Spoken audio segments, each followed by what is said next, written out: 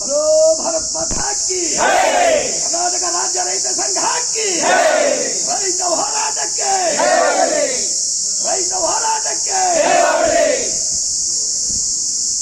ರೈತ ವಿರೋಧಿ ಸರ್ಕಾರಕ್ಕೆ ರೈತ ವಿರೋಧಿ ಕೃಷಿ ಇಲಾಖೆ ಅವರಿಗೆ ರೈತ ವಿರೋಧಿ ಕೃಷಿ ಅಧಿಕಾರಿಗಳಿಗೆ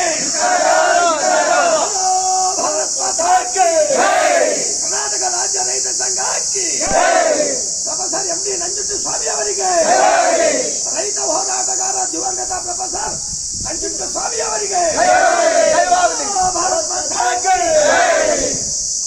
ಬಂಧುಗಳೇ, ಇವತ್ತು ಹಾಗಾಗಿ ತೆಂಗು ಬೆಳೆಗಾರರಿಗೆ ಸರ್ಕಾರ ಈಗಾಗಲೇ ಬಹಳ ಹೆಚ್ಚಿನ ರೀತಿಯಲ್ಲಿ ಸರ್ಕಾರ ಕೊಡ್ತಾ ಇದೆ. ಆದರೆ ಇಲಾಖೆಯವರು ಸರಿಯಾಗಿ ಕೆಲಸ ಮಾಡ್ತಾ ಇಲ್ಲ. ಇದಕ್ಕೆ ಉದಾಹರಣೆ, ಇಡೀ ರಾಜ್ಯಾದ್ಯಂತ ತೆಂಗು ಬೆಳೆಗೆ, ತೆಂಗಿನ ಮರಗಳಿಗೆ ನುಷಿ ರೋಗ ಮತ್ತೆ ಹುಳ ಕೊರತೆ ಇರ್ತಕ್ಕಂಥ ರೋಗಗಳು ಇಂಥ, ಆಮೇಲೆ ಮಸಿ ರೋಗ, ಇಂಥ ಅನೇಕ ರೋಗಗಳು ತೆಂಗಿಗೆ ಆವರಿಸಿವೆ.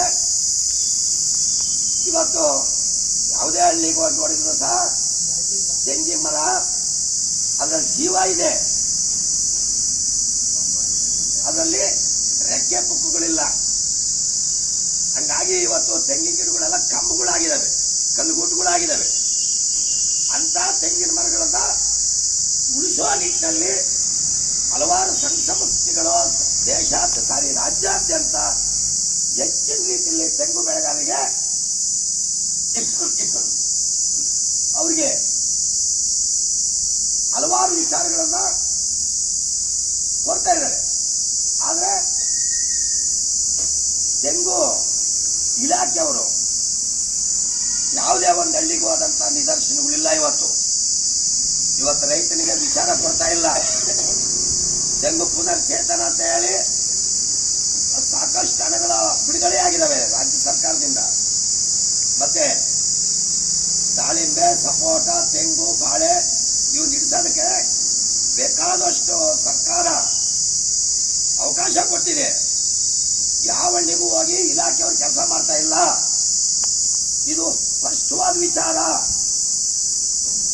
ಇವ್ರಿಗೆ ಹೇಳೋರು ಇಲ್ಲ, ಕೇಳೋರು ಇಲ್ಲ. ಅವ್ರು ಯಾರೋ MLA ಹೇಳ್ದ, ಅವ್ರ ಕಾರ್ಯಕ್ರಮಕ್ಕೆ ಹೋಗೋರು ಅಟೆಂಡೆನ್ಸ್ ಬಿದ್ದಂಗೆ ಇವ್ರು. ಯಾವುದೇ ಹಳ್ಳಿಗೆ ಹೋದಂತ ನಿದರ್ಶನಗಳಿಲ್ಲ ಅಂತ ಹೇಳಿ ತೋಟಗಾರಿಕೆಯವರು. ಹಂಗಾಗಿ ಈ ಪುಕ್ಸಟ್ಟೆ ಸಂಬಳ ತಾಡ್ತಿದ್ದಾರೆ ಎಷ್ಟೋ ಜನಗಳು. ಅದೇನೇ ಹೇಳ್ತಾರೆ, ಆರೋ ಒಂದು ಮಾತು ಹೇಳಿದ್ದಾರೆ, ಏನಪ್ಪ ನಾನು ಗೌರ್ಮೆಂಟ್ ನೌಕರ ರಿಟೈರ್ಡ್ ಆಗಿತ್ತಂತೆ, ನನಗೆ ಅವತ್ತು ಪೂರ್ವ ಸಂಬಳ ಕೊಡೋರು ಇವಾಗ ಅರ್ಧ ಸಂಬಳ ಕೊಡ್ತಾರೆ ಅನ್ನಂತೆ. ಅವಾಗ ಸರ್ಕಾರ ಸೇವೆ ಮಾಡ್ತಿದ್ದಪ್ಪ, ಕೆಲಸ ಮಾಡ್ತಿದ್ದೆ, ಪೂರ್ಣ ಕೊಡೋರು ಈ ರಿಟೈರ್ಡ್ ಆಗಿದ್ದ ಅದಕ್ಕೆ ಅರ್ಧ ಕೊಡ್ತಾರೆ. ಅವಾಗಲೂ ನಾನೇ ಕೆಲಸ ಮಾಡ್ತಿರಲ್ಲಪ್ಪ ಅಂದಂತೆ. ಅವಾಗಲೂ ನಾನು ಕೆಲಸ ಮಾಡ್ತಿರಲ್ಲ, ಪೂರ್ಣ ಸಂಬಳ ಕೊಡೋರು ಅಂದಂತೆ. ಹಿಂಗಾಗಿದೆ ಇದು ಇಲಾಖೆ ನಾವು ಕಂಡಂಗೆ. ಹಂಗಾಗಿ ಪ್ರತಿ ಹಳ್ಳಿಗಳಿಗೆ ಅವ್ರು ಹೋಗ್ಬೇಕು, ತೆಂಗಿನ ಮರಗಳು ಗಮನಿಸಬೇಕು, ಅದಕ್ಕೆ ಸಂಬಂಧಪಟ್ಟಂತ ಔಷಧೋಪಕರಣಗಳನ್ನ ಸರ್ಕಾರದಿಂದ ಒದಗಿಸಬೇಕು. ಇವ್ರು ಯಾರು ಹೇಳೋರಿಲ್ಲ, ಕೇಳೋರಿಲ್ಲ. ಹಿಂಗಾಗೈತೆ. ಮತ್ತೆ ಮಿಷನರಿ ವರ್ಕ್ಸ್ಗಳು ಏನಿದಾವೆ, ನೇಗ್ಲಿರಬಹುದು, ಬಿತ್ತದಿರಬಹುದು, ಕುಂಟೆ ಇರಬಹುದು, ಅದೆಲ್ಲ ಕಳಪಿ. ಇದೇನು ಹೊಸದಲ್ಲ. ಅವ್ರು ನೇಗಲು ಕುಂಟೆ ಕೊಡೋ ದುಡ್ಡಿಗೆ ಇಲ್ಲಿ ಪ್ರೈವೇಟ್ ಸಿಗ್ತವೆ. ಅದಕ್ಕಿಂತ 1,000-2,000 ಕಡಿಮೆ ಆಗಬಹುದು. ಇಲ್ಲ ಇವರು ಕಡೆ ಹೊಡೆಯಂತ ಮಿಷನ್ ಬಂದೈತೆ, ಅದೇ ರೇಟಿ ಪ್ರೈವೇಟ್ ಸಿಗುತ್ತೆ. ಮತ್ತೆ ಸರ್ಕಾರ ಯಾಕೆ ಕಂಪನಿ ಬರ್ಕೋಬೇಕು? ಇಲಾಖೆ ಎಷ್ಟು ಮೋಸ ಮಾಡ್ತಿದೆ ಜನಗಳಿಗೆ. ಉದ್ಯೋಗ ಖಾತೆಯಲ್ಲಿ ಎಷ್ಟು ಜನಗಳಿಗೆ ಕೆಲಸ ಮಾಡೋದೈತಿ ಇವರು. ಇವತ್ತು ಹಳ್ಳಿಗಳಲ್ಲಿ ಜನಗಳಿಗೆ ಏನಾಗಿದ್ದಾರೆ, ರೈತರು ಉಳ್ಕೊಳ್ಳತಕ್ಕಂಥ ಸ್ಥಿತಿಗಳಿಲ್ಲ. ಅಂತ ಸಂದರ್ಭಗಳಲ್ಲಿ ಇವರು ಪುಕ್ಸಟ್ಟೆ ಸಂಬಂಧ ತಿರುಗಾಡ್ತಾ ಇದ್ದಾರೆ.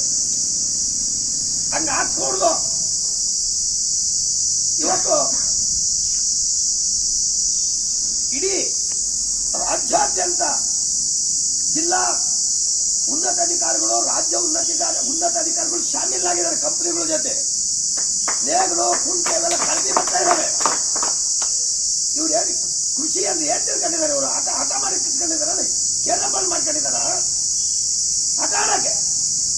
ನಾವು ರೈತರ ಸೇವೆ ಮಾಡಕ್ ಬಂದಿದ್ವಿ ಅನ್ನತಕ್ಕಂಥದ್ದು ಪ್ರತಿ ಅಧಿಕಾರಿಗಳಿಗೂ ಮನಸ್ಥಿತಿ ಇರಬೇಕು. ಹಂಗಾಗಿ ಅದು ತಕ್ಷಣ ಸರಿಪಡಿಸಬೇಕು. ಇಲ್ಲ ಒಂದೇ ವಾರ ಇಲ್ಲ, 2ನೇ ವಾರದಲ್ಲಿ ಉದ್ಯೋಗ ಖಾತೆಗಳಲ್ಲಿ ಆಯಾ ತಾಲೂಕುಗಳಲ್ಲಿ ಹೇಳಿ ಅವ್ರು ಏನೇನು ಕೆಲಸ ಮಾಡಿದ್ದೀರಾ, ಹೇಳಿ ಅವ್ರು ಏನೇನು ನಿಮ್ಮ ತಾಲೂಕಲ್ಲಿ ಕೆಲಸ ಮಾಡಿದ್ಯಾ ಅವೆಲ್ಲ ಲೆಕ್ಕ ಕೊಡ್ಬೇಕಾಗುತ್ತೆ. ಲೆಕ್ಕ ಕೊಡಿ ಚಳುವಳಿ ಮಾಡಬೇಕಾಗುತ್ತೆ. ನಾವು ಕೇಳಕ್ ನಾವಿದೀವಿ. ನಾವು 7 ಬಾರಿ ದೆಹಲಿ ಸಂಸತ್ ಮುತ್ತಿಗೆ ಹಾಕಿರೋ ಘಟ ಇದು. ನಾವು ಭದ್ರವಾಗಿ ಕೇಳ್ತೀವಿ, ಕೊಡಬೇಕಾಗುತ್ತೆ. ಹಂಗಾಗಿ ನಿಮ್ಮ ಇಲಾಖೆಯ ಲೋಪದೋಷಗಳು ತಕ್ಷಣ ಸರಿ ಮಾಡ್ಕೋಬೇಕು. ಸುಮ್ಮನೆ ಆಟ ಆಡಕ್ ಬಂದು ಹೋಗೋದಲ್ಲ ನೀವು ಅಂತ ಹೇಳ್ತಾ, ಮತ್ತೆ ಈಗೇನು ರಸಗೊಬ್ಬರಗಳು, ಬೀಜ, ಔಷಧಿಗಳು ಇವೆಲ್ಲ ಪ್ರೈವೇಟ್ ಅಂಗಡಿಯವರಿಗೆ ಕೊಟ್ಟುಬಿಡೋದು, ಕೈ ತೊಳ್ಕೊಂಡ್ಬಿಡೋದು, ಪರ್ಸೆಂಟೇಜ್ ಜೋತು ಬಿಟ್ಟಿರೋ ಅಧಿಕಾರಿಗಳು. ಪ್ರಜ್ಞೆ ಇದೆಯಾ ನಿಮ್ಗೆ? ಇವತ್ತು ರೈತ ಸಾವಿನ ಚೆಲ್ಲಿದ್ದಾನೆ ಅಂತದ್ರಲ್ಲಿ ನೀವು ಸಾವಿನ ಕುಡಿಕೆ ತಯಾರು ಮಾಡ್ತಾ ಇದ್ದೀರ. ನೀವು ಕಳಪಿ ಎಲ್ಲರೂ ಕಳಪಿ ಬೀಜಗಳು, ಕಳಪಿ ರಸಗೊಬ್ಬರಗಳು, ಕಳಪಿ ಔಷಧಿಗಳು ಇಲಾಖೆಯಲ್ಲಿ. ಅದಕ್ಕೆ ಕಾರಣ ಯಾರು? ನಿಮ್ಮ ಇಲಾಖೆ ಉನ್ನತಾಧಿಕಾರಿಗಳು.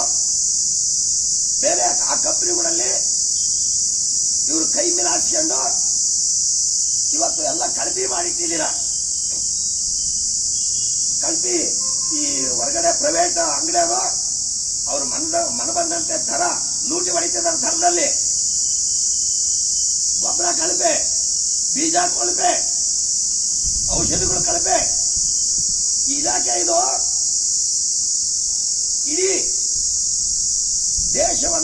ಇಡೀ ದೇಶಕ್ಕೆ ಅನ್ನ ಕೊಡ್ತಕ್ಕಂಥ ಈ ಒಂದು. ಹಾಗಾಗಿ ರೈತರಿಗೆ ನೀವು ಸರಿಯಾಗಿ ಕೆಲಸ ಮಾಡಿದ್ರೆ ಮಾಡ್ರಿ, ಮಾಡಕ್ಕಾಗಲು ಮನೆಗೆ ಹೋಗ್ಬೇಡ್ರಿ. ಇಡೀ ರಾಜ್ಯಾದ್ಯಂತ ಸಂಘ ಸಂಸ್ಥೆಗಳು ಹೋಗಿ ರೈತರಿಗೆ ಮನೆ ಬಾಗಿಲಿಗೆ ಹೋಗಿ ತೆಂಗಿನ ಮಕ್ಕಳು ಕುರಿತು ಅದ್ರ ಬಗ್ಗೆ ತಿಳುವಳಿಕೆ ಕೊಟ್ಟಿದ್ದಾರೆ. ಇಡೀ ತಾಲೂಕಲ್ಲಿ ಯಾವನಾದ್ರೂ ಒಬ್ಬ ಅಧಿಕಾರಿಗಳು ರೈತರ ಮನೆ ಬಾಗಿಲಿಗೆ ಹೋಗಿದ್ದೀರಾ? ಹೈನುಗಾರಿಕೆ ಏನಾಗಿದೆ ಅಂತ ನೋಡ್ತಿದ್ದೀರಾ?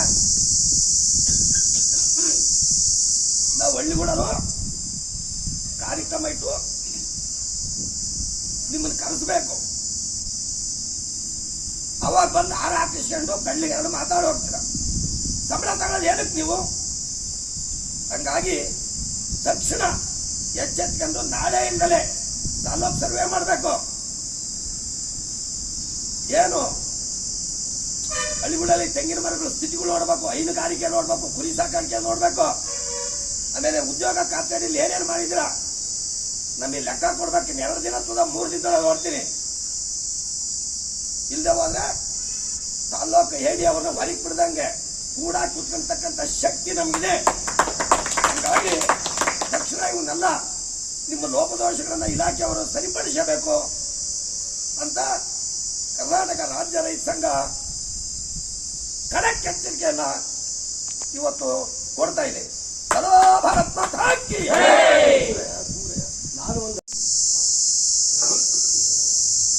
ಈಗ ನಮ್ಮ ರೈತ ಸಂಘದ ಪ್ರತಿನಿಧಿಗಳು ಏನು ನಮ್ಮ ಮೆಮೊರಂಡಮ್ ಕೊಟ್ಟಿದ್ದಾರೆ, ನಮ್ಮ ಉನ್ನತ ಅಧಿಕಾರಿಗಳಿಗೆ ಸಲ್ಲಿಸತಕ್ಕಂಥ ಕರ್ತವ್ಯವನ್ನು ಮಾಡಿ ಅವ್ರಿಗೆ ಏನು ನ್ಯಾಯ ಒದಗಿಸಬೇಕು ಅದನ್ನ ನಾವು ಹೊಂದಿಸ್ಕೊಡಕ್ಕೆ ನಾವು ಕಟಿಬದ್ಧವಾಗಿದ್ದೀವಿ ಅಂತ ಹೇಳ್ಬಿಟ್ಟು ನಾವು ರೈತ ಪರವಾಗಿ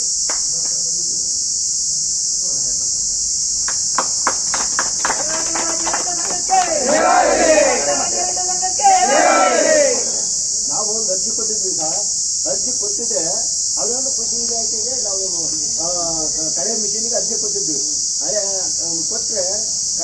ಬಂತು ವರ್ಷಕ್ಕೆ ಕೊಟ್ಟ ಮೇಲೆ ನಾನು ಸಿದ್ದರಾಮಯ್ಯ ಬರ್ರಿ ಅಂದರು. ಸಿದ್ದರಾಮಯ್ಯಗೆ ಹೋಗಿ ಅಲ್ಲಿ ಕೇಳೋ ಹೊತ್ತಿಗೆ 8,000 ಹೇಳಿದ್ರು. 8,000 ಹೇಳಿದ್ರೆ ನಮ್ಮ ದುಡ್ಡಿಲ್ಲ ಅಂದೆ. ಅದೇ ಹೋಗಿ ಬಸ್ ಸ್ಟ್ಯಾಂಡಾಗೆ ಮಿಷಿನ್ ಕೇಳಿದ ಕಡೆ ಮಿಷಿನ ಅದೇ 8,000 ಹೇಳಿದ್ರು. 1 ವರ್ಷ ಕಾದೆ. ಅದನ್ನಾಗ ಆಮೇಲೆ ನಾವು ಮಿಷಿನ್ ತರಲಿಲ್ಲ. ಕೃಷಿ ಇಲಾಖೆಗೆ ಇವರು ಬಡ ಜನಗಳಿಗೆ ಕಮ್ಮಿ ರೇಟಿಗೆ ಕೊಡ್ತೀವಿ ಅಂತ ಹೇಳಿ ಎಲ್ಲ ಮೋಸ ಮಾಡ್ತಾ ಇದ್ದಾರೆ. ಅಂಗಡಿ ರೇಟಿಂದ ಇವರು ಮಾಡ್ತಾ ಇದ್ದಾರೆ. ಕೃಷಿನಿಂದ ಅದಕ್ಕೆ ಕಡಿಮೆ ಮಾಡಿ ಆಮೇಲೆ ರೈತರು ಕೊಡ್ತೀರ 2,500 ಅವಾಗ ಕೊಟ್ಟರು. ಬಲೋ ಭರತ್ ಮತ ಹಾಕಿ ಕರ್ನಾಟಕ ರಾಜ್ಯ ರೈತ ಸಂಘ ಹಾಕಿ ರೈತ ಹೋರಾಟಕ್ಕೆ ಪ್ರೊಫೆಸರ್ ನಂಜುಂಡಸ್ವಾಮಿ ಅವರಿಗೆ ಪ್ರೊಫೆಸರ್ ನಂಜುಂಡಸ್ವಾಮಿ ಅವರಿಗೆ ಭರತ್ ಮತ ಹಾಕಿ. ಈಗ 4,500 ಆಗೈತೆ. ಈ 4,500 ಪೈಸು ಕಡಿಮೆ. ದೊಡ್ಡ ಜನ ಏನೇ ಕಟ್ತಾರೆ, ಸೆಂಟ್ರಲ್ ಏನ್ ಕಟ್ತಾರೆ.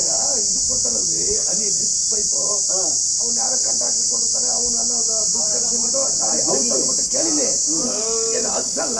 ಅವ್ರಿಗೆ ಟಾಟಿ ತಮ್ಮಂತೆಲ್ಲ ಲೋನ್ ಕೊಟ್ಟು ಕಳ್ತಾರೆ. ಅವ್ರು ತಾಂಬಂದು ಮನೆಗೆ ಹಾಕಿರ್ತಾರೆ. ಇಲ್ಲಿ ಕಡೆ ಎಲ್ಲ ವೇಸ್ಟ್ ಆಗುತ್ತೆ. ಕಾಲವಾಗೆಲ್ಲ ವೇಸ್ಟ್ ಆಗ್ತದೆ. ಡ್ರಿಪ್ಗಳೆಲ್ಲವ ಗಾಡಿ ಹಾಕಿ ಇವ್ರು ಕೃಷಿ ಮನೆಗೆ ಹಾಕ್ಕೊಳ್ಳೋದು ವೇಸ್ಟ್. ಹಂಗಾಗಿ ಆಗ್ತಾ ಇಲ್ಲ.